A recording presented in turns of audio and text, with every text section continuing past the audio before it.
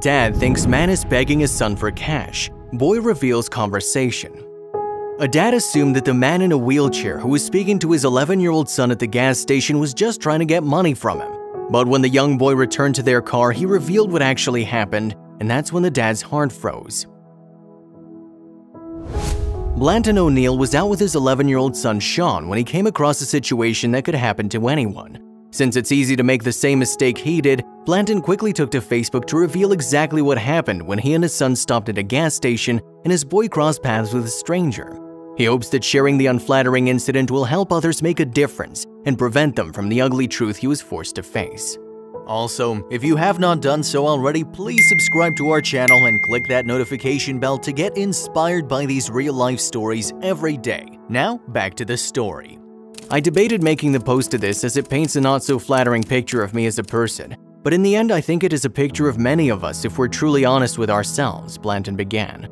Yesterday, as Sean and I traveled to NC for a soccer tourney, we stopped at an exit near the NCSC border and pulled off at a small gas station for a drink.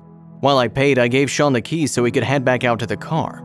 It took Blanton a little while to check out, but as he exited the store, he noticed Sean's door was open. His son was walking away from the car towards an older African-American man in a wheelchair with amputated legs who appeared homeless, according to Blanton. My first reaction, sadly, was, "Oh crap, he's hitting Sean up for money and has called him over," Blanton admitted. But as he walked closer, it became clear that Sean had engaged in a short conversation with the man.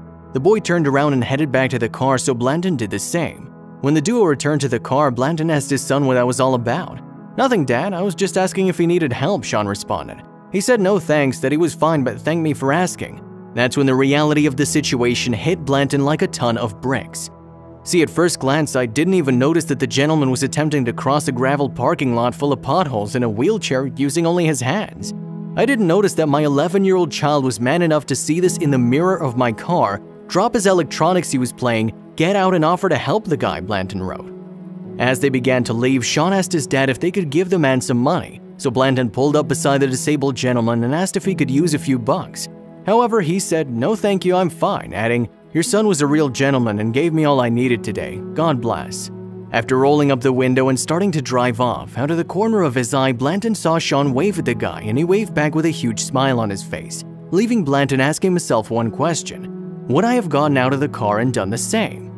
I don't post this looking for any praise for Sean, the dad continued with blatant honesty. I post this to expose a real nastiness we have in our world. We spew such bile and hatred on every news channel, every Facebook post, every tweet, he added. We all do it. We've forgotten to look at the world through the eyes of a child, he admitted.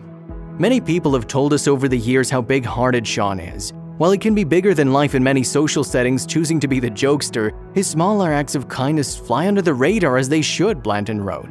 Sean wasn't looking for praise for what he did. He didn't even know I would see it. He just saw a man that he thought needed help. Blanton and Sean's story reveals why it's so important not to judge a book by its cover. A human isn't solely defined by their appearance, clothes, or their physical condition. Luckily, the innocence of children often lets them see beyond the surface, where adults tend to judge people all too quickly. Whether we like to admit it or not, we're all guilty of judging others in some capacity as we navigate the world based on our previous experiences and perceptions. Sometimes we might be right, but sometimes we're wrong. Like Blanton, however, we can admit and recognize our own prejudice and make an effort to prevent it from limiting our ability to show a kinder, more compassionate side of ourselves. But first, we have to face the bleak and dark truth. Then, instead of judging, we can try to see the world through a child's loving and unprejudiced eyes. If you liked the video, please give it a thumbs up and consider sharing it with someone who may find it interesting. Thanks for watching, and I'll see you in the next video.